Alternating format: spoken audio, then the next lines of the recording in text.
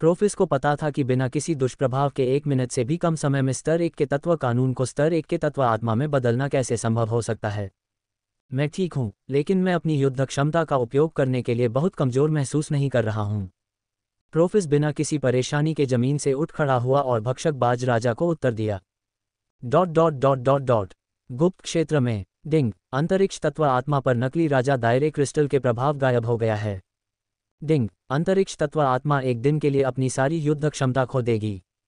गुप्त क्षेत्र में अजाक्स को नकली राजा क्षेत्र क्रिस्टल और इसके दुष्प्रभावों के बारे में सिस्टम नोटिफिकेशन प्राप्त हुआ था। क्या सिर्फ एक दिन? हालांकि वह तब हैरान रह गया जब उसने देखा कि नकली राजा दायरे क्रिस्टल के दुष्प्रभाव केवल एक दिन के लिए ही खत्म हो जाएंगे। क्या सिस्टम ने यह नहीं कहा था कि यह 1 महीना है? अजाक्स ने जानकारी के बारे में सोचा, उसने नकली राजा दायरे क्रिस्टल के बारे में पढ़ा और इसके बारे में सोचा। पब फ्यूचर द्वारा विज्ञापन। डिंग, अंतरिक्ष तत्व आत्मा ने अंतरिक्ष पतन से शुद्ध स्थानिक ऊर्जा को अवशोषित किया और अपनी अस्थायी तत्व आत्मा को स्तर 3 तक बढ़ा दिया। इसलिए नकली राजा क्षेत्र क्रिस्टल के दुष्प्रभाव एक दिन तक कम हो गए। डिंग, इतना ही नहीं, अंतरिक्ष तत्व आत्मा पर दुष्प्रभाव समाप्त होने के बाद उस तत्व आत्मा के तत्व नियम का स्तर कई स्तरों तक बढ़ जाएगा। क्या? जैसे ही वह सोच रहा था कि नकली राजा दायरे क्रिस्टल का दुष्प्रभाव इतना कम क्यों हो गया, उसे एक सिस्टम अधिसूचना प्राप्त हुई जिसने उसे सुखद आश्चर्यचकित कर दिया। एक दिन के बाद उसका मौलिक कानून उन्नत हो जाएगा। इसके अलावा मेरा भक्षक ईगल राजा है। मुझे आश्चर्य है कि क्या इसे प्रोफिस की तरह अंतरिक्ष पतन से कुछ भी फायदा हुआ है। अगर ऐसा नहीं भी हुआ तो भी मैं इसके नए पाश्विक कानून से संतुष्ट हूँ। मुझे ये जांचने की ज़रूरत है कि इसने कुछ समय के लिए सब कुछ उलट-पुलट कर दिया है या नहीं। अजाक्स पहले से ही संतुष्ट था कि पूरी स्थिति शांत हो गई थी, हालांकि उसे एक अच्छी खबर मिली। इसलिए वह गुप्त क्षेत्र से बाहर निकलने के लिए बहुत खुश और उत्साहित था ताकि ये देख सके कि उनमें कितना सुधार हुआ है। क्या अब हम बाहर चलें? अजाक्स ने बर्बर लोगों से पूछा कि बाहर तो सब कुछ व्यवस्थित हो गया है। हाँ, ड्राल्फ और डार्बाउडर कुछ देर तक अजाक्स के ये शब्द कहने का इंतजार कर रहे थे और जैसे ही उन्होंने उसके शब्द सुने उन्होंने अपना सिर हिला दिया। खुला, बिना और अधिक समय बर्बाद किए ड्राल्फ ने बाहरी दुनिया का द्वार खोल दिया जिसके माध्यम से वे बाहर निकल आए। पब फ्यूचर द्वारा विज्ञापन। मास्टर को बुलाया जा रहा है। मालिक। अजाक्स को पोर्टल से बाहर आते देख प्रोफिस और केल दोनों ने आदरपूर्वक अजाक्स को पुकारा। आपने अच्छा किया। अजाक्स ने उनकी प्रशंसा करते हुए अपने चेहरे पर हल्की मुस्कान दिखाए। नहीं गुरुजी, प्रोफिस ने मेरे द्वारा पैदा की गई गड़बड़ी से दिन बचाया। भक्षक चील ने अजाक्स के सामने झुककर उसे बताया कि वही वह व्यक्ति था जिसने पहले की स्थिति पैदा की थी, जिसके कारण लगभग उसकी जान चली गई थी और गुप्त क्षेत्र की बाधा भी समाप्त हो गई थी। तो आप जानते हैं कि इसे कैसे स्वीकार करना है। बुरा नहीं है। अजाक्स को इस बात पर आश्चर्य हुआ कि भक्षक बाज राजा ने इसे कितनी आसानी से स्वीकार कर लिया, क्योंकि भक्षक बाज न केवल लालची होते हैं बल्कि वे अपनी गलतियों को इतनी आसानी से स्वीकार नहीं करते। माफ़ करना गुरुजी। केल को अपने दिल की गहराइयों से बहुत दुख हुआ, क्योंकि उसने इतनी बड़ी गड़बड़ी पैदा कर दी थी कि उसके साथ साथ प्रोफिस की जान भी जा सकती थी। अच्छा, अगली बार जब तुम ऐसी बातें करो तो सावधान रहना, समझे। यद्यपि उनकी पिछली परिस्थिति का परिणाम अच्छा था, फिर भी अजाक्स ऐसा अनावश्यक जोखिम नहीं लेना चाहता था, क्योंकि वह जानता था कि देर सवेर उसकी सभी तात्विक आत्माएं और अनुबंधित तथा गैर अनुबंधित आत्मा जानवर शक्तिशाली हो जाएंगे। बस इतना है कि इसमें कुछ समय लगेगा। इसका मतलब यह नहीं है कि वह अब अपनी जान जोखिम में नहीं डालेगा, इसके बजाय इनाम अधिक होना चाहिए या जोखिम कम होना चाहिए। वेब से ज़र्गनेट द्वारा संचालित मिसेज डाउटफायर की नताली अब बड़ी हो गई है और आपका जबड़ा खुला रह जाएगा। टिफ़नी ट्रंप के नाटकीय परिवर्तन ने सभी को चौंका दिया। जब तक लाभ जोखिम से अधिक है तब तक जोखिम उठाना उचित है। यह विचार अजाक्स के मन में था जब उसने भक्षक बाज राजा को ऐसा जोखिम न लेने का आदेश दिया। यद्यपि पहले लिया गया जोखिम उसके मौलिक आत्मा और भक्षक ईगल राजा को मिले पुरस्कारों के कारण लेने लायक था, लेकिन ये सब इसलिए संभव हो पाया क्योंकि अजाक्स ने मौलिक आत्मा भंडार का उपयोग नकली राजा क्षेत्र क्रिस्टल खरीदने के लिए किया। अन्यथा भक्षक बाज राजा अब तक मर चुका होता, प्रोफिस गंभीर रूप से घायल हो गया होता और गुप्त क्षेत्र की बाधा नष्ट हो गई होती। यदि वे बच भी जाते तो प्रोफिस के राजा बनने के बिना उन्हें इतना बड़ा लाभ नहीं मिल पाता। ठीक है गुरुजी। भक्षक बाज राजा ने अजाक्स के आदेशों से सहमति जताते हुए अपना सिर हिलाया। प्रोफिस, एक दिन के लिए आप कमज़ोर महसूस करेंगे, हालांकि उसके बाद आपके नए तात्विक नियम कई स्तरों तक बढ़ जाएंगे। इसके बाद अजाक्स ने प्रोफिस की ओर देखा और उसे अपने युद्ध कौशल के बारे में चिंता न करने के लिए कहा और बताया कि यह केवल एक दिन तक ही चलेगा। बहुत बढ़िया। अजाक्स की बातें सुनने के बाद प्रोफिस उत्साहित हो गया क्योंकि उसने सोचा था कि वह लंबे समय तक कमज़ोर रहेगा क्योंकि उसे प्राप्त शक्ति बहुत बड़ी थी। हालांकि केवल एक दिन तक चलने वाले दुष्प्रभाव प्रोफेस की उम्मीदों से बिल्कुल अलग थे। इसके अलावा अजाक्स के अनुसार उसका मौलिक कानून कई स्तरों तक बढ़ जाएगा। हाँ, अजाक्स ने अपना सिर हिलाया क्योंकि वह प्रोफेस के रवैये और उसके कार्यों से बहुत संतुष्ट था। शुरू से ही जब बात गंभीर परिस्थितियों में समझदारी भरे निर्णय लेने की आती है तो अजाक्स को वोल्केनिस और प्रोफेस काफ़ी पसंद हैं। इतना ही नहीं, जब वह दूसरी बार एलिमेंटल दुनिया में गया तो प्रोफेस ने उसे 11 अनौपचारिक एलिमेंटल आत्माओं को प्राप्त करने में मदद की। जहां तक पहली बार की बात है, उसने सेरानो को पेश किया जो एक विशेष एलिमेंटल आत्मा थी। कुल मिलाकर प्रोफेस ने उसके साथ अनुबंध करने से पहले ही बहुत योगदान दिया था और अब उसने न केवल भक्षक ईगल राजा को बचाया बल्कि उसके नए तात्विक कानून को कई स्तरों तक सुधार दिया।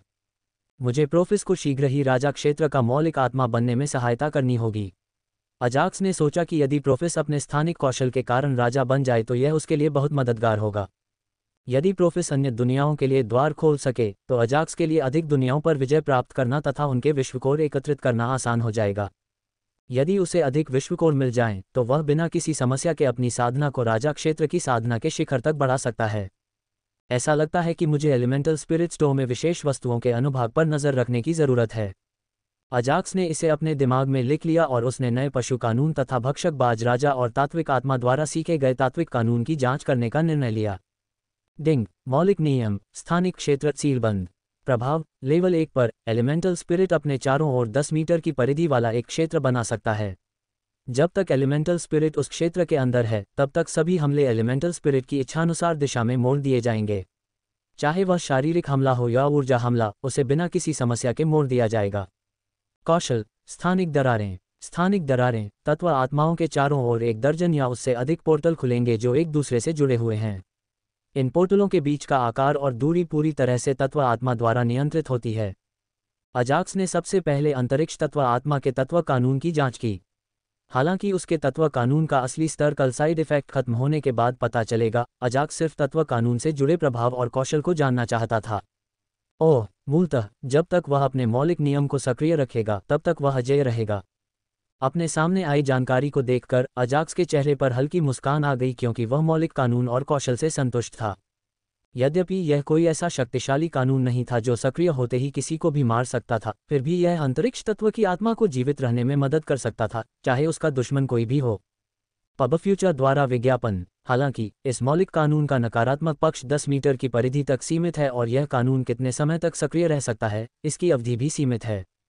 अजाक्स को हमेशा किसी भी कौशल या कानून की कमियों के बारे में सोचने की आदत थी ताकि वह इन कमियों का ध्यान रखने के लिए उपाय कर सके। लगभग सभी मौलिक कानून केवल 10 मिनट तक ही सक्रिय रह सकते हैं और कुछ दुर्लभ मामलों में ये थोड़ा अधिक होगा। इसलिए अजाक्स जानता था कि प्रोफेस की अजेयता 10 मिनट तक सीमित थी। फिर भी जब तक तात्विक कानून का स्तर बढ़ता रहेगा, तात्विक कानून की सीमा और अवधि दोनों बढ़ती रहेगी। जब बात प्रोफेस की आई तो अजाक्स को इसकी ज़्यादा चिंता नहीं थी, क्योंकि साइड इफेक्ट के गायब हो जाने के बाद प्रोफेस को अपने मौलिक नियम के लिए कई स्तर प्राप्त हो जाएंगे। अब देखते हैं कि भक्षक बाज राजा ने क्या सीखा। तात्विक कानून और उससे संबंधित कौशल की जांच करने के बाद अजाक्स ने भक्षक बाज राजा के पाश्विक कानून पर ध्यान केंद्रित किया। डिंग, पाश्विक कानून, अंतरिक्ष पतन, स्तर 10। प्रभाव, भक्षक बाज राजा के चारों ओर 100 मीटर की परिधि में पूरे 100 मीटर को कवर करते हुए एक अंतरिक्ष पतन बुलाया जाएगा। इन 100 मीटर की परिधि में बाज राजा की युद्ध क्षमता 10 गुना बढ़ जाएगी और उसके दुश्मनों की युद्ध क्षमता 10 गुना कम हो जाएगी। नोट, अंतरिक्ष पतन से मित्र राष्ट्रों पर कोई प्रभाव नहीं पड़ेगा और न ही उन्हें कोई विशेष बढ़ावा मिलेगा। कौशल, स्थानिक गोले। स्थानिक गोले, आत्मिक जानवर जब तक चाहे तब तक काले रंग के गोले लगातार छोड़ता रहेगा। हालांकि जिस क्षण उसका पाश्विक नियम गायब हो जाता है तब वह काले रंग के गोले उगलकर अपने जीवन को खतरे में डाल देगा। क्या इसने अंतरिक्ष पतन को समझा? पब फ्यूचर द्वारा विज्ञापन। तत्व कानून का नाम पढ़ते ही अजाक्स के होश उड़ गए और वह बुदबुदाया, और भी, ये स्तर 2 या स्तर 3 नहीं बल्कि स्तर 10 है। यह अपनी दूसरी पाश्विक आत्मा पाने से बस एक कदम दूर है। भक्षक ईगल राजा के पास वर्तमान में 2 पशुवत कानून, अंतरिक्ष पतन और उन्नत त्वरण हैं। वे दोनों स्तर 10 पर हैं और पशुवत आत्माओं में बदलने से केवल एक कदम दूर हैं। ऐसा लग रहा है कि एडलर की तुलना में केल अधिक शक्तिशाली बन जाएगा। अजाक्स उन 10 भक्षक बाज राजाओं में से एक राजा के बारे में सोचने से खुद को रोक नहीं सका जिनके साथ उसने अनुबंध किया था। हालांकि वह पहले से ही एक मध्यम स्तर का आत्मा जानवर राजा था, उसके पास केवल 2 पशु आत्माएं थीं और कोई और पशु कानून नहीं था। इसलिए अजाक्स को लगा कि जब केल मध्य स्तर के आत्मा जानवर राजा तक पहुंचेगा तो वह एडलर से कहीं ज्यादा शक्तिशाली होगा। खैर, आइए इस पाश्विक कानून के बारे में पूरी जानकारी देखें। जल्द ही अजाक्स ने अन्य चीजों के बारे में सोचना बंद कर दिया और उसका ध्यान पशुवत कानून से आने वाले प्रभाव और कौशल पर केंद्रित हो गया। कुल मिलाकर अजाक्स भक्षक बाज राजा द्वारा की गई प्रगति से संतुष्ट था। वह वास्तव में एक राक्षस है। वह सिर्फ एक स्तर 2 अभिजात वर्ग सामान्य क्षेत्र साधक है, लेकिन उसके पास एक पालतू जानवर के रूप में एक राजा क्षेत्र आत्मा जानवर और एक दुर्लभ मौलिक आत्मा है जो कि शीर्ष स्तर 10 अभिजात वर्ग सामान्य क्षेत्र में है। जब अजाक्स अपने आत्मिक पशु और मौलिक आत्मा के विकास की जांच कर रहा था तो अंकल ड्राल्फ ने जो देखा उससे वह हैरान रह गया। हालांकि ड्राल्फ को पहले से ही पता था कि अजाक्स का एक शक्तिशाली स्वामी है, फिर भी उसने यह उम्मीद नहीं की थी कि अजाक्स के पास भक्षक चील राजा जैसा एक आत्मिक पशु राजा होगा। ऐसा लगता है कि वह सचमुच बहुत खास है क्योंकि उसके मालिक ने उसे इतने अच्छे उपहार दिए हैं। अंकल ड्राल्फ के दिमाग में यही एक विचार था क्योंकि उन्होंने मान लिया था कि अजाक्स को दुर्लभ तात्विक आत्मा और भक्षक बाज राजा दोनों ही उसके स्वामी से प्राप्त हुए हैं। हालांकि वह ये नहीं जानता था कि न केवल अजाक्स ने अपनी क्रूर शक्ति का उपयोग करके भक्षक बाज राजा को वश में किया था, बल्कि उसके संरक्षण में 10 अन्य भक्षक बाज राजा भी थे। जहां तक दरबाउद्र का प्रश्न है, वह अपने आसपास के वातावरण को देख रहा था क्योंकि उसे लगा कि उसके आसपास के स्थानिक नियम अच्छे हैं और उसने अपने साधक नियम के स्तर को बढ़ाने का प्रयास किया। अब चलो और प्रतियोगिता के लिए मेरा नाम पंजीकृत कराओ। अजाक्स के येलरसेस्टर प्रांत में प्रवेश करने का एक कारण प्रतियोगिता में भाग लेना था, तो वह इसे कैसे छोड़ सकता था। बिना समय बर्बाद किए उन्होंने बर्बर लोगों को उस स्थान से चले जाने का सुझाव दिया। हाँ, युवा स्वामी, यद्यपि दारबाउद्र अंतरिक्ष पतन से बचे हुए स्थानिक नियमों का उपयोग करके अपने साधक के नियम को बढ़ाने के लिए यहीं रुकना चाहता था, फिर भी उसने अपना सिर हिलाया क्योंकि वह इस प्रांत में अपने युवा स्वामी के साथ और अधिक समय बिताना चाहता था। जल्द ही अजाक्स और अन्य लोग भक्षक बाज राजा पर सवार होकर उस स्थान की ओर उड़ चले जहां अन्य प्रतिभागी रह रहे थे। बेशक दारबाउडर ही वह व्यक्ति था जिसने उनका मार्गदर्शन किया क्योंकि अजाक्स वह स्थान नहीं था जहां उन्हें प्रतियोगिता के लिए पंजीकरण पूरा करना था। दारबाउडर, मैंने देखा कि जब मैंने तुम्हें उस जगह से जाने को कहा था तो तुम थोड़े निराश थे। जब वे उड़ रहे थे, अजाक्स ने शांत स्वर में दारबाउडर से बात करते हुए कहा, चिंता मत करो, अंतरिक्ष पतन के अवशेषों से अपने साधक के कानून में समझ बढ़ाने के बजाय आप अंतरिक्ष पतन से ही क्यों नहीं सीखते। ये कुछ भी नहीं है युवा स्वामी, मैं इसे धीरे धीरे सीख सकता हूं और राजा के दायरे में प्रवेश कर सकता हूं। आज तक दारबाउडर को स्पेस कोलैप्स के अस्तित्व के बारे में पता नहीं था और न ही उसे अपने जीवन में एक और स्पेस कोलैप्स मिलना असंभव था। इसलिए उसने अजाक्स को जवाब देते हुए कहा कि वह समय के साथ कल्टीवेटर के कानून में सुधार करेगा। जब मैंने कहा कि आप अंतरिक्ष पतन से अपने साधक के नियम में सुधार करेंगे, इसका मतलब है आप अब से अधिक अंतरिक्ष पतन देखेंगे। अजाक्स जानता था कि दारबाउडर अपने दिमाग में क्या सोच रहा था, इसलिए उसने उसे भक्षक चील राजा के नए मौलिक कानून के बारे में बताया। पब फ्यूचर द्वारा विज्ञापन। ओह, दारबाउडर को एक क्षण के लिए आश्चर्य हुआ, फिर उसने अपना सिर हिलाया क्योंकि अब उसे पहले हुए अंतरिक्ष पतन के मूल के बारे में सोचकर आश्चर्य नहीं हो रहा था। यद्यपि भक्षक बाज राजा के सहयोगियों को अंतरिक्ष पतन से कोई सकारात्मक या नकारात्मक प्रभाव नहीं मिलेगा, लेकिन जब भक्षक बाज राजा अपने पाश्विक कानून का उपयोग करेगा तो इससे दारबाउडर और प्रोफिस को अपने स्थानिक कानूनों के बारे में अधिक समझने में कोई बाधा नहीं होगी। विशाल गेट के सामने जहां पंजीकरण प्रक्रिया चल रही थी, पहले की तुलना में गेट के सामने युवाओं की संख्या बहुत कम थी क्योंकि दिन खत्म होने वाला था और लगभग सभी पंजीकरण पूरे हो चुके थे। चलिए अब पंजीकरण प्रक्रिया बंद कर दें। राजसेवकों के मुखिया ने देखा कि पंक्ति में आखिरी युवक ने अपना पंजीकरण पूरा कर लिया है और पंजीकरण कर रहे राजसेवकों को आदेश दिया। जी श्रीमान, सुबह की घटना से पहले उन्होंने पंजीकरण का समय 2 घंटे बढ़ा दिया था और अंततः ये समाप्त हो गया था। सभी शाही सेवक थके हुए थे और जब उन्होंने अपने मालिक को ये कहते सुना कि वे पंजीकरण का काम पूरा कर सकते हैं तो वे सभी उत्साहित हो गए क्योंकि अब वे अपने घर वापस जा सकते थे। चीख। जैसे ही उन्होंने सभी चीजें वापस अपने अंतरिक्ष वलयों में रख दी, उन्हें दूर से एक तेज चीख की आवाज सुनाई दी और वे जल्दी से उस दिशा में देखने के लिए मुड़े। पब फ्यूचर द्वारा विज्ञापन। आकाश में उन्होंने एक विशाल बाज को अविश्वसनीय गति से अपनी ओर आते देखा। सर, आपको क्या लगता है अब कौन आ रहा है? एक शाही सेवक को जिज्ञासा हुई और उसने अपने मालिक से पूछा कि सामान्य शाही सेवकों की तुलना में किसके पास अधिक ज्ञान और अनुभव है। मुझे कैसे पता चलेगा? शाही सेवकों का मुखिया पहले से ही खराब मूड में था क्योंकि दोपहर को उसे एक युवक से माफी मांगनी पड़ी थी। इसके मुकाबले उसे और भी ज्यादा गुस्सा इस बात पर आया कि शाही पहरेदारों के कप्तान ने उसे उस युवक से माफी मांगने पर मजबूर किया। इसलिए उसने उस शाही नौकर को घूर कर देखा जिसने आसमान में विशाल चील की उत्पत्ति के बारे में पूछा था।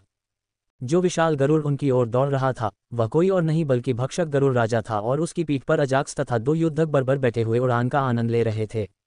यदि वे पंजीकरण के लिए आए तो उन्हें बताएं कि प्रक्रिया पूरी हो चुकी है और वे देर से आए हैं। शाही सेवकों के मुखिया ने सपाट लहजे में अपने आदमियों को आदेश दिया कि अगर वे पंजीकरण के लिए आ रहे हैं तो उन्हें मना कर दिया जाए।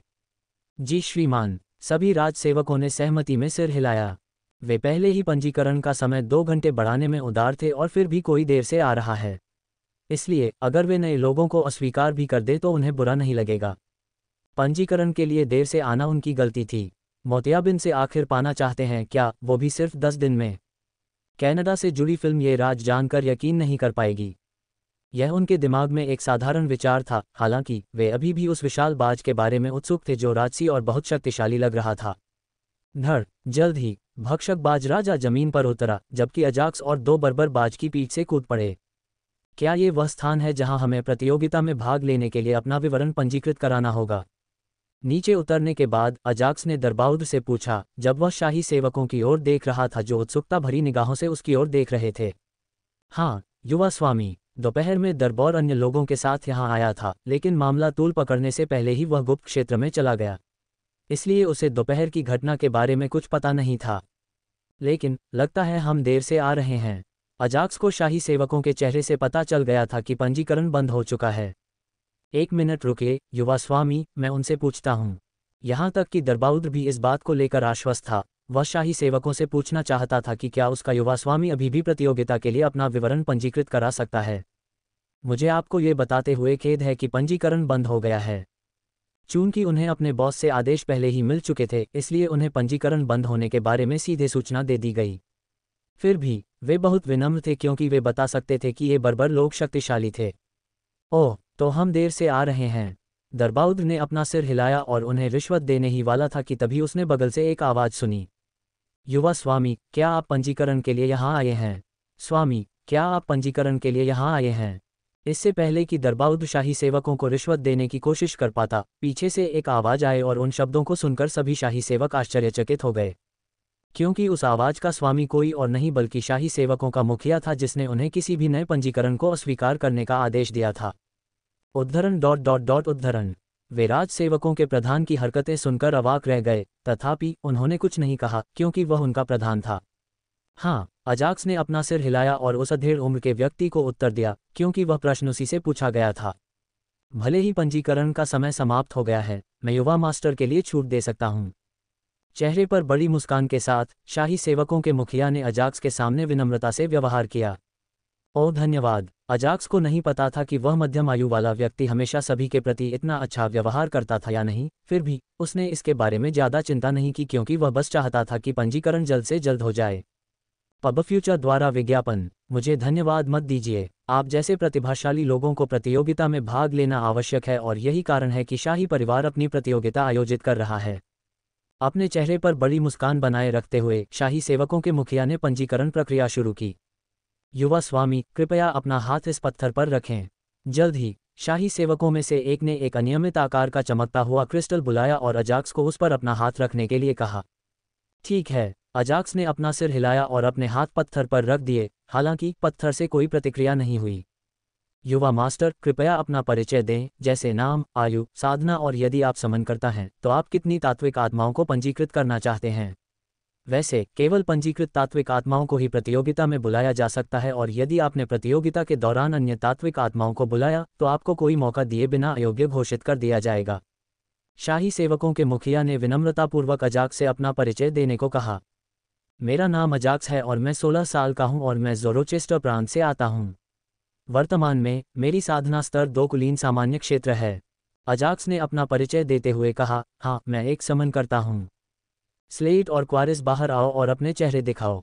अपना विवरण देते समय अजाक्स ने आंतरिक दुनिया से अपनी 2 पृथ्वी तत्व आत्माओं को बुलाया। पब फ्यूचर द्वारा विज्ञापन। युवा मास्टर ने अब तक जो कुछ भी कहा है उसमें कोई झूठ नहीं है। शाही सेवक, जो अनियमित आकार का क्रिस्टल पकड़े हुए था, ने शाही सेवकों के मुखिया को उत्तर दिया। लगता है मैं सही हूँ, वह निश्चित रूप से एक प्रतिभाशाली व्यक्ति है।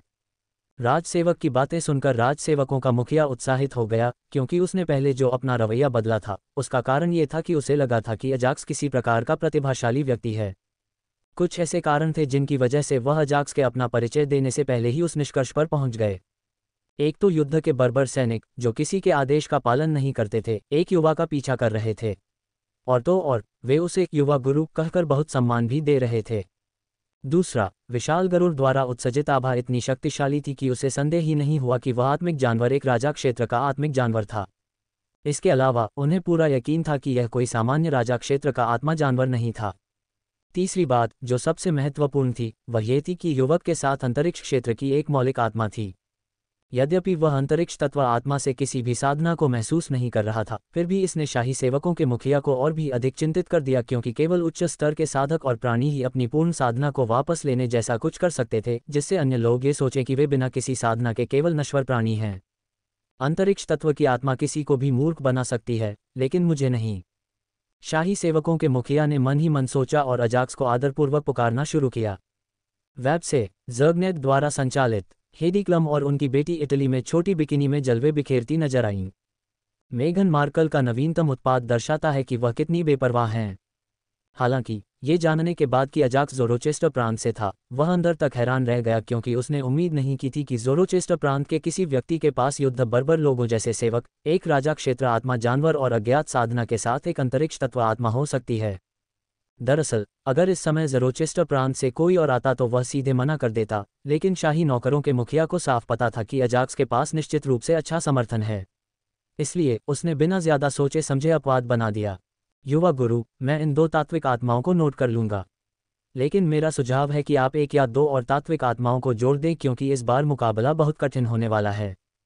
मार्कस ने अजाक्स का पूरा विवरण दर्ज किया और अंत में उसने बताया कि अजाक्स एक पृथ्वी तत्व का समन करता था और उसने 2 तत्व आत्माओं स्लेड और क्वारिस के नाम लिखे थे। इसके अलावा वह अजाक्स को अधिक मौलिक आत्माओं को पंजीकृत करने के संबंध में सुझाव देना नहीं भूले। ये सामान्य ज्ञान था कि अजाक्स की आत्मिक चेतना में अधिक मौलिक आत्माएं थीं। इसलिए उसने अजाक्स को प्रतियोगिता में भाग लेने वाले शीर्ष प्रतिभाशाली लोगों के बारे में बताया। वास्तव में मैंने केवल एक ही मौलिक आत्मा का उपयोग करने के बारे में सोचा था, लेकिन मैं 2 मौलिक आत्माओं के नाम पंजीकृत करके प्रतिभागियों को कुछ सम्मान दे रहा हूं। अजाक्स ने चेहरे पर हल्की मुस्कान के साथ उत्तर दिया, जिससे मार्कस को लगा कि अजाक्स बहुत घमंडी है। एक और घमंडी युवा मास्टर। कौन परवाह करता है, जब तक वह इस प्रतियोगिता के बाद लोकप्रिय हो जाता है, वह निश्चित रूप से मुझे अपना नाम पंजीकृत करने में अपवाद बनाने के लिए याद रखेगा। मार्कस की नज़र में इसमें केवल 2 प्रकार के प्रतिभागी होते हैं, एक प्रतिभाशाली और एक प्रतिभाशाली बनने की कोशिश करने वाले।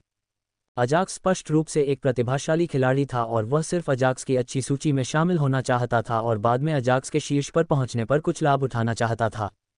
यदि नहीं, तो उनके पास अन्य प्रतिभाशाली लोग थे जिनकी उन्होंने पहले विशेष सुविधा देकर मदद की थी। इसलिए वह इसके बारे में चिंतित नहीं थे, क्योंकि उन्होंने पहले ही कुछ युवाओं का चयन कर लिया था जो कल की प्रतियोगिता में कम से कम शीर्ष 100 में जगह बनाने जा रहे हैं।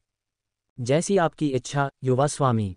मार्कस ने अपना सिर हिलाया और पंजीकरण पूरा करने के बाद अजाक्स को एक अच्छे विश्राम कक्ष में भेज दिया। अजाक्स को प्रतिभागियों के विश्राम कक्ष में ले जाया गया। युवा स्वामी, क्या आप अपने लिए एक पूरे कमरे वाला विशेष क्वार्टर चाहते हैं? रास्ते में शाही सेवकों के मुखिया मार्कस ने चेहरे पर हल्की मुस्कान लाते हुए अजाक्स से पूछा। राजपरिवार के विशेष निमंत्रण के बिना किसी भी प्रतिभागी को अपने लिए पूरा कमरा नहीं दिया जाएगा, क्योंकि कल की प्रतियोगिता में हजारों युवा भाग लेंगे और राजपरिवार के लिए सभी के लिए आवास की व्यवस्था करना मुश्किल हो जाएगा। इसके अलावा ज़ाकास्टर प्रांत के युवाओं और ज़ोरोचेस्टर प्रांत के कुछ प्रतिभाशाली लोगों को विशेष निमंत्रण दिया गया था। उन्हें सिर्फ अपने लिए एक पूरा कमरा और अपने कुछ सुरक्षाकर्मियों के साथ रहने की अनुमति थी। मैं ऐसा चाहूँगा, हालांकि मेरे कुछ मित्र भी प्रतियोगिता में भाग ले रहे हैं, इसलिए मैं उनके साथ रहना चाहूँगा। हालांकि अजाक्स को अपने लिए पूरा कमरा लेने में कोई दिलचस्पी नहीं थी, इसलिए उसने बिना किसी हिचकिचाहट के मार्कस के प्रस्ताव को अस्वीकार कर दिया। ठीक है, युवा स्वामी। मार्कस को बुरा नहीं लगा और उसका सम्मान और भी बढ़ गया, क्योंकि उसने सोचा, ऐसा लगता है कि वह ऐसा व्यक्ति नहीं था जो अपनी प्रतिभा के बावजूद अपने दोस्तों को भूल जाएगा। ऐसा लगता है कि उसका पक्ष जीतना मेरे लिए बहुत आसान होगा। जल्द ही वह अजाक्स को उस स्थान पर ले गया जहां ज़ोरोचेस्टर प्रांत के युवा रह रहे थे। प्रतियोगिता में भाग लेने वाले युवाओं की संख्या 100 से भी कम थी और यह पर्पल स्टोन विश्व के तीनों प्रांतों में सबसे कम थी। हालांकि प्रतियोगिता में सबसे अधिक प्रतिभागी ज़ाकास्टर प्रांत से नहीं थे, बल्कि येलरसेस्टर प्रांत से थे। इस तथ्य के बावजूद कि ज़ाकास्टर प्रांत की तुलना में ये कमजोर था। पब फ्यूचर द्वारा विज्ञापन। जाकास्टर प्रांत के कुछ सच्चे प्रतिभाशाली लोग अपनी साधना में महत्वपूर्ण सफलताओं पर थे, जबकि कुछ अन्य लोगों ने प्रतियोगिता के बारे में ज़्यादा नहीं सोचा क्योंकि उन्हें लगा कि प्रांत के बीच आना जाना परेशानी भरा होगा। इसके अलावा येलरसिस्टर प्रांत उनकी नज़र में एक निम्न स्तर का प्रांत था और यदि वे उसमें प्रवेश करते तो उनकी खेती का ह्रास हो जाता। ठीक है युवा स्वामी, अब मैं विदा लेता हूँ। मार्कस उस क्वार्टर में प्रवेश नहीं करना चाहता था जो केवल जोरोचेस्टर प्रांत के युवाओं के लिए दिया गया था, क्योंकि वह उन लोगों के चेहरे नहीं देखना चाहता था जिन्होंने उसे दोपहर में अपना चेहरा खोने पर मजबूर किया था। ठीक है, अजाक्स ने अपना सिर हिलाया और दोनों बर्बर लोगों के साथ क्वार्टर में प्रवेश किया। प्रोफिस और विशाल भक्षक चील राजा के लिए वे अपने विश्राम स्थलों पर वापस चले गए क्योंकि अजाक्स प्रतियोगिता शुरू होने से पहले अन्य प्रतिभागियों का ध्यान आकर्षित नहीं करना चाहता था। आवारा साधक और अन्य लोग अजाक्स को देखकर आश्चर्यचकित थे, हालांकि जब उन्होंने अजाक्स के शक्तिशाली स्वामी के बारे में सोचा तो उन्हें आश्चर्यचकित होने की कोई बात नहीं थी। अजाक्स, क्या तुम्हारा गुरु प्रतियोगिता में भाग लेने जा रहा है? सेवॉर्ड और एलेक ने चेहरे पर जिज्ञासा भरी नज़रों से पूछा। मुझे ऐसा नहीं लगता, वह अपने काम में बहुत व्यस्त हैं और अगर उनके पास समय भी होता तो मुझे संदेह है कि वह प्रतियोगिता में भाग लेंगे, क्योंकि उनकी नज़र में यह एक मजाक के अलावा कुछ नहीं है। अजाक्स ने कड़वी मुस्कान के साथ उत्तर दिया, जिससे सभी को लगा कि अजाक्स भी अपने स्वामी से निराश है। वास्तव में अजाक्स ने वह पहली पंक्ति स्वप्न के स्वामी को ध्यान में रखकर कही थी, तथापि उसे याद आया कि अब उसके पास एक स्वामी है और वह बैंगनी पत्थर की दुनिया के लिए बहुत शक्तिशाली है और निश्चित रूप से ये प्रतियोगिता उसकी नज़र में एक मजाक के अलावा कुछ नहीं थी। पब फ्यूचर द्वारा विज्ञापन। मैं वास्तव में आपके स्वामी अजाक्स से मिलना चाहता हूँ, हालांकि मुझे संदेह है कि वह हमें उनसे मिलने की अनुमति देंगे। उनकी नज़र में जोरोचेस्टर प्रांत के किसान चींटियां थे और उन्हें जब चाहे मारा जा सकता था। जहां तक सिवॉर्ड और अन्य आवारा साधकों का प्रश्न है, वे जानते थे कि अजाक्स के स्वामी जैसे शक्तिशाली साधकों की नज़र में वे कुछ नहीं बल्कि थोड़ी सी ताकत वाली चींटियां ही थे।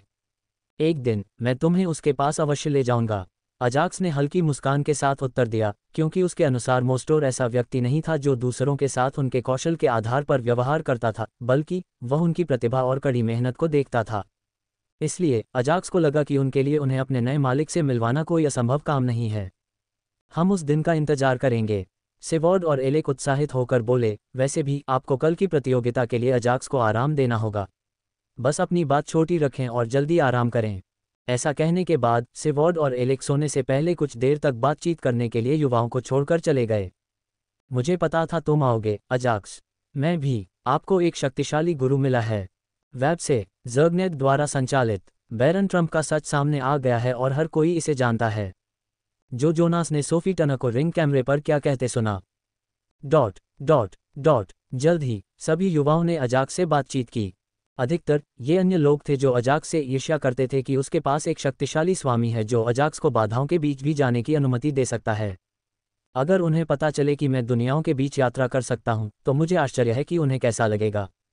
अजाक्स अपने चेहरे पर हल्की सी मुस्कान लाए बिना नहीं रह सका। ... अगले दिन सुबह, वह दिन जिसका बैंगनी पत्थर की दुनिया के सभी साधक इंतजार कर रहे थे, अंततः आ ही गया।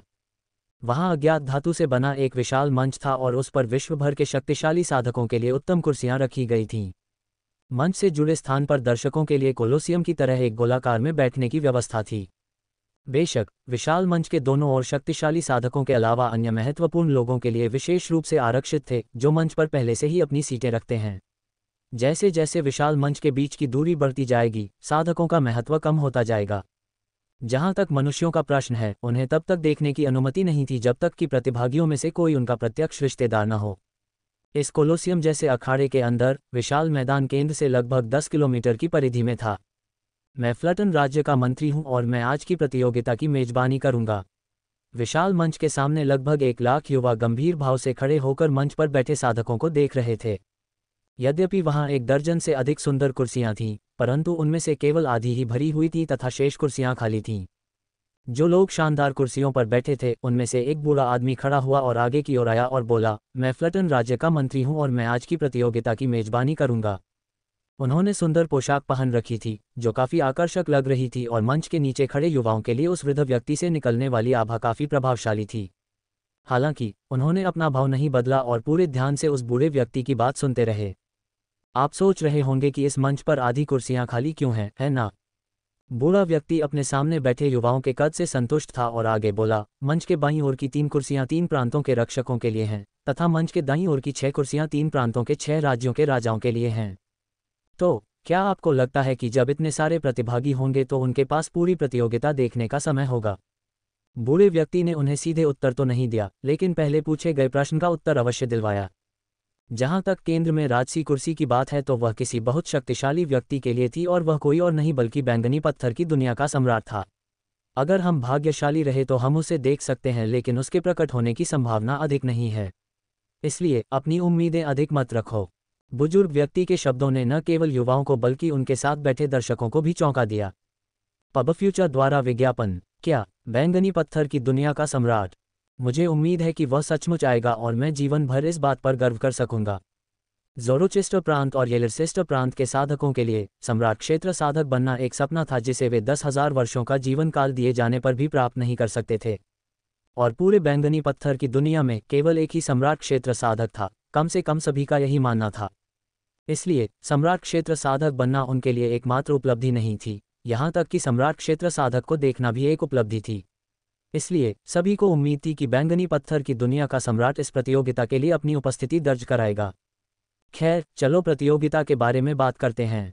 जल्द ही उस बूढ़े व्यक्ति ने, जिसने अपना परिचय फ्लटन राज्य के मंत्री के रूप में दिया, बोलना जारी रखा। इस प्रतियोगिता के लिए कुल 5 राउंड होंगे।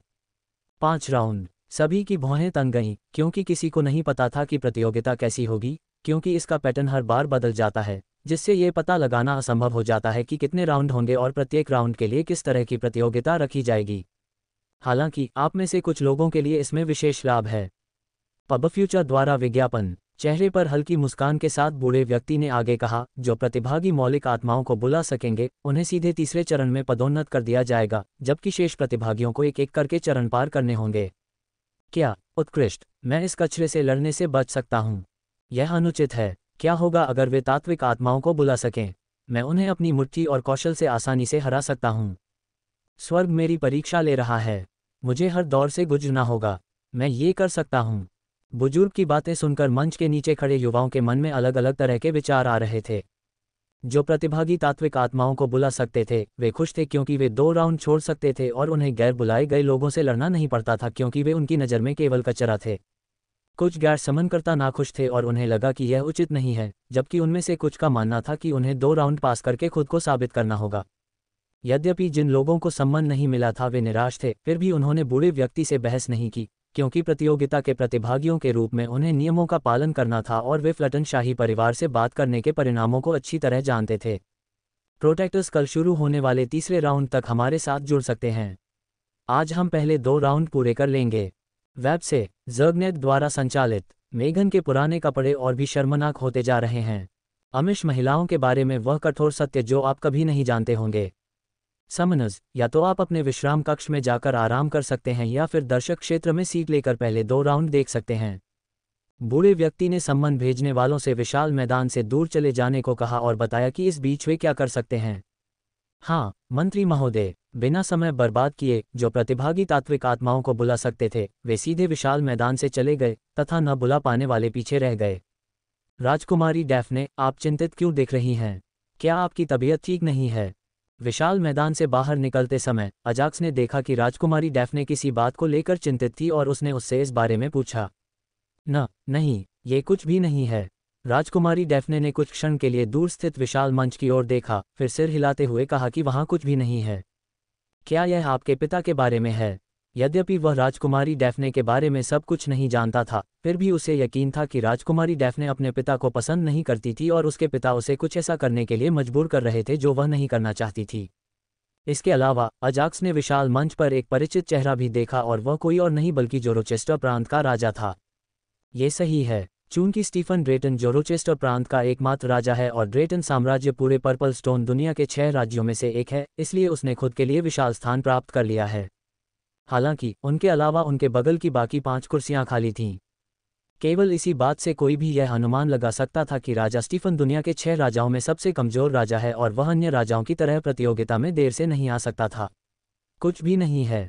यद्यपि अजाक्स ने राजकुमारी डैफ्ने से उसकी चिंता का कारण पूछा, लेकिन उसने कोई उत्तर नहीं दिया, जिससे अजाक्स ने अपने हाथ उचका दिए और उसे परेशान करना बंद कर दिया तथा लेवी, पॉलिन और राजकुमारी डैफ्ने के साथ दर्शकों की सीटों पर अपनी सीट ले ली। क्योंकि अजाक्स के दोस्तों में से केवल ये 3 ही समनकर्ता थे और बाकी सभी को पहला और दूसरा राउंड पूरा करना था। प्रतियोगिता में भाग लेने वाले 1 लाख युवाओं में से केवल 10,000 ही समनकर्ता थे तथा 90,000 से अधिक गैर समनकर्ता मैदान पर रह गए। लगभग सभी युवाओं के पास स्तर 10 अभिजात सामान्य क्षेत्र की खेती है और उनमें से कुछ के पास स्तर 8 अभिजात सामान्य क्षेत्र की खेती है। अजाक्स, लेवी, पॉलिन और राजकुमारी डैफ्ने के अलावा ज़ोरोचेस्टर प्रांत के अन्य युवा प्रतिभागी भी थे जो तात्विक आत्माओं को बुला सकते थे, हालांकि उनकी संख्या दयनीय रूप से एकल अंक में थी।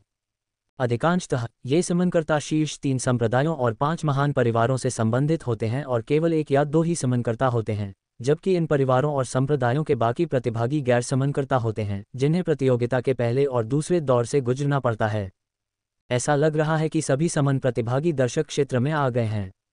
हाँ, कोई भी समनकर्ता कॉलिजियम से बाहर नहीं गया क्योंकि वे प्रतियोगिता के पहले और दूसरे दौर को देखना चाहते थे, जिससे वृद्ध मंत्री ने हल्की हंसी प्रकट करते हुए पूछा, तो क्या आप प्रतियोगिता के पहले दौर के लिए तैयार हैं? हाँ, मंत्री महोदय। जिन लोगों को बुलाया नहीं गया था वे तैयार थे। उन्होंने अपने चेहरे पर उत्साह और दृढ़ निश्चय के भाव के साथ सिर हिलाया। वे उत्साहित थे क्योंकि प्रतियोगिता अंततः शुरू होने जा रही थी और वे दृढ़ संकल्पित थे क्योंकि वे पहले 2 राउंड जीतना चाहते थे और तीसरे राउंड में समनस से लड़ना चाहते थे ताकि उन्हें दिखाया जा सके कि वे सर्वशक्तिमान नहीं थे और उन्हें हराया जा सकता था। न केवल गैर समनस बल्कि प्रतियोगिता में भाग लेने वाले समनस भी पहले दौर की शुरुआत का इंतजार कर रहे थे। पब फ्यूचर द्वारा विज्ञापन। ठीक है, तो अच्छी तरह सुनो। युवाओं के चेहरों पर दृढ़ निश्चयी भाव देखकर वृद्ध व्यक्ति के चेहरे पर संतुष्टि का भाव प्रकट हुआ और उसने प्रतियोगिता के पहले दौर के बारे में बताना शुरू किया। हालांकि मैं देख सकता हूं कि आप इस प्रतियोगिता में बहुत अच्छा प्रदर्शन करने के लिए बहुत दृढ़ हैं, लेकिन पहले राउंड में मैं वास्तव में दृढ़ निश्चयी लोगों को देख पाऊंगा। हम बूढ़े व्यक्ति की बात सुनकर युवाओं की भौहें तन गईं। हालांकि बूढ़े व्यक्ति ने इस बारे में ज़्यादा कुछ बताने की जहमत नहीं उठाई और कहा, पहला दौर अब शुरू होता है। क्या पहला दौर तो शुरू हो गया, लेकिन अब हमें क्या करना चाहिए? क्या ये कोई शरारत है या कुछ और? विशाल मंच के सामने खड़े लगभग सभी युवा हैरान थे क्योंकि उन्हें समझ नहीं आ रहा था कि उन्हें क्या करना चाहिए और वे उस बूढ़े व्यक्ति की ओर देख रहे थे जो मन ही मन हंस रहा था। न केवल प्रतिभागी बल्कि दर्शक और अन्य उच्च स्तरीय साधक जो प्रतियोगिता से कुछ अच्छे शिष्यों का चयन करने आए थे, वे भी ये देखकर आश्चर्यचकित थे कि यह क्या हो रहा था। पब फ्यूचर द्वारा विज्ञापन। भले ही उन्हें शक्तिशाली साधक कहा गया हो, लेकिन असली शक्तिशाली साधक अभी आने बाकी हैं। वे संभवतः कल आएंगे, जो प्रतियोगिता शुरू होने का वास्तविक दिन था। ओह, तो पहला चरण कचरा हटाना है। हालांकि इन किसानों को यह समझने में ज़्यादा समय नहीं लगा कि क्या हो रहा है, क्योंकि उन्होंने अपना सिर हिला दिया। जमीन पर ये दबाव क्या है? क्या वे हमें इतना अधिक दबाव देकर मारना चाहते हैं? मैं छोड़ रहा हूँ, कृपया मुझे यहाँ से बाहर जाने दें। जैसे जैसे समय बीतता गया, मैदान में मौजूद युवाओं को दबाव महसूस होने लगा जो उन्हें अपनी ओर खींच रहा था। कुछ प्रतिभागी सीधे जमीन पर गिर पड़े और बेहोश हो गए। इस तरह के कचरे इस प्रतियोगिता में भाग लेने का साहस कर रहे हैं। यद्यपि अधिकांश प्रतिभागी साधना के दबाव के कारण काफ़ी दबाव महसूस कर रहे थे जो उन्हें जमीन पर दबा रहा था, तथापि कुछ प्रतिभागी ऐसे भी थे जो इतने भारी दबाव में भी अपना धैर्य बनाए रख पाए तथा बेहोश हो गए प्रतिभागियों का उपहास कर रहे थे। ऐसा लगता है कि बहुत सारे प्रतिभागी ऐसे थे जो समन करने वालों जितने ही शक्तिशाली थे। अच्छा है। वेब से ज़र्गनेट द्वारा संचालित भयानक सुपरहीरो पोशाकें जो कभी नहीं बनाई जानी चाहिए थीं। 2 ब्रोक गर्ल्स के कलाकारों के बारे में सच्चाई बहुत दुखद है। बूढ़े मंत्री जी अपने चेहरे पर संतुष्टि के भाव के साथ मैदान पर युवाओं के साथ हो रही हर घटना को देख रहे थे। यद्यपि उनमें से 90% लोग बमुश्किल ही उसकी साधना के नीचे लटके हुए थे, फिर भी उनमें से 10% लोग ऐसे थे जो शांत बने रहे, जिससे बूढ़ा व्यक्ति संतुष्ट हो गया क्योंकि यह उसकी अपेक्षा से कहीं अधिक था। ओह, पहला दौर कमज़ोर लोगों को बाहर निकालने के बारे में है। जब अजाक्स को पता चला कि प्रतिभागियों के साथ क्या हो रहा था तो उसे कोई आश्चर्य नहीं हुआ, लेकिन मुझे इस बात की उत्सुकता है कि वह कब तक उन पर दबाव बनाए रखेगा। बेहोश प्रतिभागी ठीक रहेंगे, लेकिन जो अपनी बेहोशी को बनाए रखने की कोशिश कर रहे थे उन्हें कुछ गंभीर परिणाम भुगतने पड़ सकते हैं। अजाक्स ने प्रतिभागियों को देखा जो पूरी तरह से पसीने से लथपथ थे, लेकिन फिर भी जमीन पर खड़े थे और अपने दांत पीस रहे थे। उसे लगा कि वे अपने भविष्य के लिए एक अनावश्यक जोखिम उठा रहे थे। अजाक्स, वे अपना दृढ़ संकल्प दिखाना चाहते थे, इसलिए आप उन्हें दोष नहीं दे सकते। पॉलिन, जो अजाक्स के पास बैठी थी, ने अजाक्स के विचार पढ़े तथा उसने उन लोगों के बारे में अपने विचार व्यक्त किए जो अपनी स्थिति को बनाए रखने के लिए अपना सर्वश्रेष्ठ प्रयास कर रहे थे। मैं कहता हूं कि वे अपनी खेती को जोखिम में डालकर अपनी स्थिति को बनाए रखने की कोशिश करने में मूर्ख हैं। भले ही वे अपनी जान जोखिम में डाल रहे होते, मैं सोचता कि वे मूर्ख नहीं हैं। हालांकि मैं उनकी मूर्खता पर अपना सिर हिलाए बिना नहीं रह सका। अजाक्स जानता था कि उसके शब्द काफ़ी कठोर थे, लेकिन ये दुखद सत्य था। पॉलिन ने अजाक्स की बात सुनकर अपनी भौहें ऊपर उठाईं, क्योंकि उसने पहले कभी अजाक्स को ऐसा कुछ कहते नहीं देखा था। इसलिए उसने पूछा, क्या आप विस्तार से बता सकते हैं? डिंग, मेज़बान की मौलिक आत्मा ने कांस्य दानव दुनिया पर विजय प्राप्त की। क्या आप विश्व कोर एकत्र करना चाहते हैं? हालांकि इससे पहले कि अजाक्स कोई जवाब दे पाता, उसके दिमाग में एक सिस्टम नोटिफिकेशन आया, जिससे वह सुखद आश्चर्यचकित हो गया। सिस्टम, क्या मैं किसी विश्व के मुख्य क्षेत्र से विश्व कोर को पुनः प्राप्त कर सकता हूं, भले ही मैं उस विश्व से बहुत दूर क्यों न हो? अजाक्स ने कभी नहीं सोचा था कि यह संभव है, क्योंकि उस विजित दुनिया और बैंगनी पत्थर की दुनिया के बीच लाखों किलोमीटर की दूरी होगी। इसलिए उन्होंने उत्सुक स्वर में सिस्टम से इसके बारे में पूछा। डिंग, मेजबान के लिए मेजबान की तात्विक आत्माओं और अनुबंधित आत्मिक जानवरों द्वारा विजित दुनिया के लिए एक पोर्टल खोलना संभव है। जल्द ही सिस्टम ने बिना किसी देरी के जवाब दे दिया, जिससे एजैक्स ये जांचने के लिए उत्सुक हो गया कि यह प्रक्रिया कैसे काम करती है। वास्तव में अजाक्स की योजना एक के बाद एक दुनिया से गुजरने की थी, जिन पर उसकी मौलिक आत्माओं और अनुबंधित आत्मा जानवरों ने विजय प्राप्त की थी, इससे पहले कि वह दुनिया से विश्वकोर को पुनः प्राप्त कर सके। हालांकि इतनी दूर से भी विश्वकोर को पुनः प्राप्त करने की क्षमता ने एजैक्स को अधिक विश्वकोर एकत्रित करने में सुविधाजनक बना दिया। क्या मुझे वापस क्वार्टर में जाना चाहिए और विजित दुनियाओं के द्वार खोलने की इस नई क्षमता को आजमाना चाहिए? अजाक्स ने दूर से प्रतिभागियों को देखा और मन ही मन सोचा कि अब उसे क्या करना है। चूंकि मुझे तीसरे राउंड तक प्रतियोगिता में भाग नहीं लेना है, जो कल ही शुरू होगा, इसलिए मुझे यहाँ अपना समय बर्बाद करने की कोई आवश्यकता नहीं है ना? यह विचार अजाक्स के दिमाग में था जब उसने विश्राम कक्ष में जाने का निर्णय लिया, क्योंकि यह एकमात्र ऐसा स्थान था जहाँ कोई मौजूद नहीं था। अजाक्स, जैसे ही वह कोलोसियम छोड़कर विश्राम कक्ष में वापस जाने के बारे में सोच रहा था, पॉलिन ने उसे उसके विचारों से जगा दिया। पब फ्यूचर द्वारा विज्ञापन। ओह ठीक है, भाई पॉलिन ने एक प्रश्न पूछा है।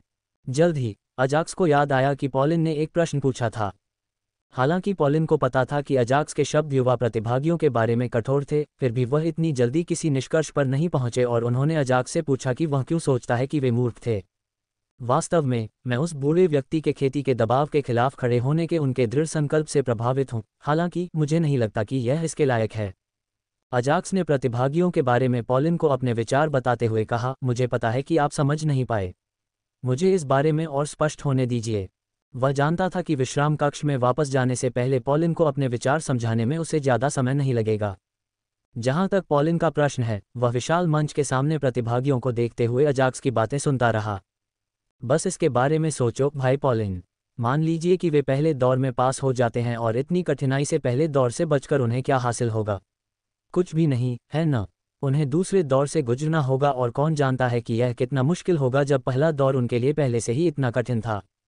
अजाक्स ने अभी भी अपनी व्याख्या बंद नहीं की। उसने आगे कहा, लेकिन अगर वे अपने दांत पीसना जारी रखते हैं और राजा क्षेत्र साधक के शक्तिशाली दबाव का अनुभव करते हैं, तो उनकी आत्मिक चेतना टूटने लगेगी और क्षति की संभावना बहुत अधिक होगी।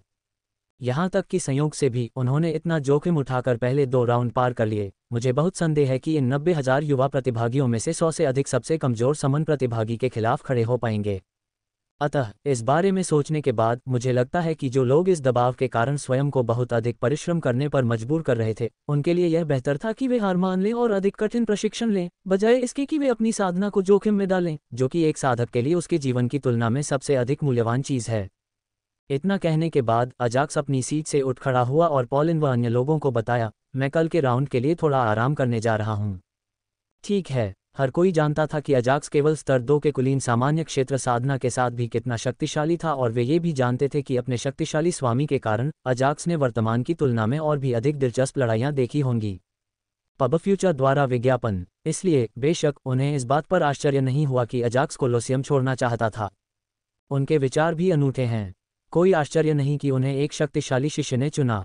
बिना किसी विशेष प्रतिभा के कोई व्यक्ति किसी शक्तिशाली गुरु का निजी शिष्य कैसे बन सकता है? ये वह निष्कर्ष था जिस पर पॉलिन अजाक्स के विचारों को सुनने के बाद पहुंचा था। उसने लगभग गलती से सोचा था कि अजाक्स उन युवा प्रतिभागियों को नीची नज़र से देख रहा था जो एक राजा क्षेत्र साधक के दबाव का सामना करने के लिए संघर्ष कर रहे थे। कोई बात नहीं, जस्टिस, लुइस और अन्य को हाल ही में हमारे द्वारा की गई ट्रेनिंग की वजह से कोई परेशानी नहीं हुई। मुझे यकीन है कि उन्हें पहले 2 राउंड बिना किसी परेशानी के पार करने में कोई परेशानी नहीं होगी। जल्द ही पॉलिन ने अन्य प्रतिभागियों के बारे में सोचना बंद कर दिया और केवल अपने दोस्तों पर ध्यान केंद्रित किया, और ये देखने के बाद कि वे कितने शांत थे, पॉलिन विभिन्न गुप्त क्षेत्रों में उनके प्रशिक्षण के बारे में सोचने से खुद को रोक नहीं सका। पॉलिन के दोस्तों के अलावा कोई भी ऐसा नहीं था जो राजा क्षेत्र के साधना दबाव के खिलाफ अपनी स्थिति बनाए रखने में सक्षम था। यहाँ तक कि ज़रोचेस्टर प्रांत के शीर्ष संप्रदायों और महान परिवारों के प्रतिभागी भी दबाव के कारण कांप रहे थे और मुश्किल से खड़े हो पा रहे थे। लगता है इस बार मुकाबला पहले की तुलना में बहुत कड़ा है। इसके जैसा लगता है। मुझे ज़रोचेस्टर प्रांत के प्रतिभागियों पर दया आती है, क्योंकि यह उनका पहला मौका होगा जब वे राजा क्षेत्र के साधक को देखेंगे और उनके साधना दबाव का अनुभव तो बिल्कुल भी नहीं करेंगे। वे निश्चित रूप से पहले 2 राउंड में ही बाहर हो जाएंगे। हाँ, इसमें कोई संदेह नहीं है। हालांकि मैंने देखा कि ज़रोचेस्टर प्रांत से 20 से अधिक युवा समनर्स प्रतियोगिता में भाग ले रहे थे। क्या ये थोड़ा ज़्यादा नहीं है? येलरसिस्टर प्रांत और ज़ाकास्टर प्रांत के पुराने साधकों का एक समूह ज़ोरोचेस्टर प्रांत से आए प्रतिभागियों को देख रहा था और उनके चेहरे पर दया भरी नज़र थी। बात यहीं खत्म नहीं होती। वे ज़ोरोचेस्टर प्रांत से आए लगभग 25 युवा समनर्स को देखकर चौंक गए। थोड़ा सा ज़्यादा, ऐसा थोड़ा कहते हैं। यह एक बड़ी संख्या है और ज़रोचेस्टर प्रांत में इतने सारे युवा समनर्स नहीं होने चाहिए। उनमें से एक वृद्ध व्यक्ति गंभीर था। उसने अपने बगल में बैठे उस वृद्ध व्यक्ति को उत्तर दिया जिसने कहा था कि ज़ोरोचेस्टर प्रांत से आए युवा समनकर्ता सामान्य से कुछ अधिक संख्या में थे। सामान्यतः प्रत्येक पीढ़ी में ज़ोरोचेस्टर प्रांत में 5 से अधिक समनर्स नहीं हुआ करते थे और उनमें से 3 या 4 समनर्स बनने के 1 वर्ष बाद ही मर जाते थे। यहाँ तक कि ज़ोरोचेस्टर प्रांत के शक्तिशाली साधक 6 आवारा साधक भी प्रांत में प्रकृति के अशुद्ध सार के कारण समनकर्ता नहीं बन पाए। केवल इसी बात से कोई यह समझ सकता है कि समनकर्ता बनना कितना कठिन था। हालांकि इस समय ज़ोरोचेस्टर प्रांत से लगभग 25 युवा समनर्स थे और उनमें से लगभग सभी के पास स्तर 5 अभिजात वर्ग सामान्य क्षेत्र या उससे अधिक की खेती थी। हाँ, इस साल बहुत सारे हैं। यद्यपि 25 युवा समनर्स येलरसिस्टर प्रांत के सामने अभी भी कम थे, फिर भी यह ज़ोरोचेस्टर प्रांत के लिए बहुत था। ऐसा लगता है कि ज़ोरोचेस्टर प्रांत में कुछ गड़बड़ चल रही है। जल्द ही बूढ़े लोगों के समूह ने अपने विचार साझा करना शुरू कर दिया कि कैसे ज़ोरोचेस्टर प्रांत में सामान्य से अधिक समनकर्ता थे। येलरसिस्टर प्रांत के शक्तिशाली साधक नहीं चाहते थे कि ज़रोचेस्टर प्रांत में अधिक समनर्स हों, क्योंकि इससे वह प्रांत उनसे अधिक शक्तिशाली हो जाएगा। यदि ज़रोचेस्टर प्रांत शक्तिशाली हो जाता है तो येलरसिस्टर प्रांत अपनी दूसरी रैंक खो देगा और बैंगनी पत्थर की दुनिया में अंतिम रैंक वाला प्रांत बन जाएगा। एड्स बाय पब फ्यूचर। विश्राम कक्ष में अजाक्स ने ज़्यादा समय बर्बाद नहीं किया और वह उन 2 युद्ध बर्बर लोगों के साथ विश्राम कक्ष में वापस चला गया जो अजाक्स को येलरसिस्टर प्रांत में अकेले घूमने नहीं दे रहे थे। अजाक्स केवल कड़वी मुस्कान ही दे सका क्योंकि उसने उन्हें अपने पीछे विश्राम कक्ष में आने दिया। तुम दोनों यहीं रहो और किसी को भी कमरे में प्रवेश मत करने दो। दोनों बर्बर लोगों को युद्ध करने का आदेश देने के बाद अजाक्स कमरे में दाखिल हुआ और दरवाज़ा बंद कर दिया। जहां तक दरबाउद्र और अंकल ड्राल्फ का प्रश्न है, उन्होंने कुछ नहीं कहा और दरवाजे पर पहरा देने के लिए खड़े रहे। अंकल ड्राल्फ, वे कमीने कहाँ हैं? क्या आपने नहीं कहा था कि वे प्रतियोगिता में आएंगे? खड़े खड़े दाबोडर ने अंकल ड्राल्फ से किसी के बारे में पूछा। मैं भी यही सोच रहा था। क्या तुम्हें लगता है कि उनके साथ कुछ हुआ होगा या क्या हुआ होगा? चाचा ड्राल्फ ने अपनी भौहें ऊपर उठाते हुए दरबाउद्र को एक प्रश्न का उत्तर दिया। उनके साथ क्या हो सकता है? वे सबसे चालाक और घटिया कॉकरोच हैं। उनके पास हर चीज़ के लिए बैकअप योजना भी होती है। एड्स बाय पब फ्यूचर। दरबाउडर ने चेहरे पर गुस्से का भाव लाते हुए जवाब दिया। जब दरबाउडर अजाक्स के सामने था तो उसने कभी अपना गुस्सा नहीं दिखाया। हालांकि अभी वह पूरी तरह से अलग था, जैसे कि वह उन लोगों पर क्रोधित था जिनके बारे में वे बात कर रहे थे। चलो कुछ दिन और इंतजार करते हैं। प्रतियोगिता आज ही शुरू हुई है और धीरे धीरे सभी लोग प्रतियोगिता में आने लगेंगे। ड्राल्फ ने दाबोडर को शांत करने की कोशिश करते हुए कहा, और क्या आप जानते हैं कि मैं उनके साथ क्या करने की योजना बना रहा हूँ? हम उन्हें मार देंगे और यह खत्म हो जाएगा। दरबाउद्र ने बिना समय बर्बाद किए स्पष्ट उत्तर दिया, जैसे कि अपने दुश्मन को मारने के अलावा दरबाउद्र के पास उनके लिए कोई अन्य योजना नहीं थी। एक जवान आदमी की तरह व्यवहार करना बंद करो दरबाउडर। अब तुम जनजाति के प्रमुख हो और क्या तुम ऐसा सोचते हो? चाचा ड्राल्फ ने दरबाउद्र के सिर के पीछे थप्पड़ मारते हुए कहा, हम प्रतियोगिता में आने वाले शीर्ष स्तर के लोगों को मार देते हैं और बाद में हम उनके कबीले में जाते हैं और पूरे कबीले का नरसंहार करते हैं। फिर क्या होता है? और क्या हम अपने पूरे कबीले का बदला लेंगे जिसका दैत्य दूत और उसके राक्षसों ने नरसंहार किया था? हालांकि शुरू में दरबाउडर बहुत बुद्धिमान नहीं था, लेकिन वह बहुत मूर्ख भी नहीं था। कुछ मामलों में उसकी सोच असाधारण भी थी, जिससे अजाक्स को लगा कि सभी बर्बर लोग मूर्ख नहीं होते और हमेशा अपनी मांसपेशियों से सोचते हैं। हालांकि अगर उसने अभी दरबाउद्र को देखा होता तो उसे दरबाउद्र के बारे में अपने फैसले पर संदेह होता। तो फिर आप क्या करना चाहते हैं? उसी समय दाबोर्डर ने चाचा ड्राल्फ से पूछा कि वह उस जनजाति के साथ क्या करने की योजना बना रहे थे जिससे वे बदला लेना चाहते थे। मुझे पता है कि तुम बहुत गुस्से में हो क्योंकि तुमने अपनी गर्भवती पत्नी को खो दिया है, लेकिन यह मत भूलो कि वह मेरी बेटी भी है। अंकल ड्राल्फ गंभीर होते हुए बोले, हम उन तिलचट्टों को कुछ नहीं करेंगे। क्या कुछ नहीं? दरबाउद्र एक क्षण के लिए चौंक गया जब उसने ये शब्द सुने और फिर बोला, यह आपकी बेटी और पूरा कबीला है जिसे राक्षसों ने मार डाला, वह भी उस कबीले की वजह से। क्या आपको पता भी है कि आप क्या कह रहे हैं? शांत हो जाओ डार्ब। चाचा ड्राल्फ को पता था कि जब बात उनकी पत्नी की आती है तो दाबोर्डर आसानी से भड़क जाते हैं। इसलिए उन्होंने उन्हें शांत रहने के लिए कहा और समझाया, मान लीजिए कि अगर प्रतियोगिता के अगले कुछ दिनों में उच्च स्तरीय जनजाति के सदस्यों ने हमें कोलोसियम में देखा, आपको क्या लगता है कि वे क्या करेंगे? अगर उन्हें पता चल जाए कि आप राजा क्षेत्र साधक बन गए हैं और मैं अभी भी जीवित हूं, तो वे एक शताब्दी या उससे अधिक समय तक बाहर आए बिना अपने छोटे से गुप्त क्षेत्र में हमेशा के लिए छिप जाएंगे। दरबाउद्र को पता था कि उन्हें उस जनजाति के सदस्यों को उसी समय मार डालना होगा जब वे उन्हें देखें, अन्यथा वे तिलचिट्टे हमेशा के लिए छिप जाएंगे और उनसे बदला लेना उनके लिए मुश्किल हो जाएगा। पहले मेरी बात सुनो। ड्राल्फ ने अपने चेहरे पर एक व्यंग प्रकट करते हुए कहा, चलो अपने युवा स्वामी से एक अनुग्रह मांगते हैं कि हम उनके गुप्त क्षेत्र में प्रवेश करें और उस जनजाति के वर्तमान प्रमुख को मार डालें। उसके बाद हम उस जनजाति के किसी भी व्यक्ति को मारे बिना बाहर आने से पहले खुद को उनके गुप्त क्षेत्र में दिखाएंगे। तब क्या? फिर वे हमेशा के लिए भय में रहेंगे क्योंकि उनका सबसे सुरक्षित गुप्त क्षेत्र भी सुरक्षित नहीं है। हालांकि वे इससे बाहर भी नहीं आ सकते क्योंकि हम उनके हर एक ठिकाने को जानते हैं। इससे पहले कि चाचा ड्राल्फ अपनी बात पूरी कर पाते, दरबाउद्र ने कहा कि यदि वे उसके चाचा की योजना के अनुसार काम करेंगे तो क्या होगा? अंकल ड्राल्फ, आपने अब तक अपना दिमाग कहाँ छुपाया था? चाचा ड्राल्फ की योजना सुनने के बाद दरबाउद्र अपने चाचा से इतने दिनों तक अपनी खुफिया जानकारी छिपाने के बारे में पूछे बिना नहीं रह सका। तुम क्या कह रहे हो? मैं अब तक जनजाति को बचाने के लिए हमेशा अपने दिमाग का इस्तेमाल करता रहा हूँ।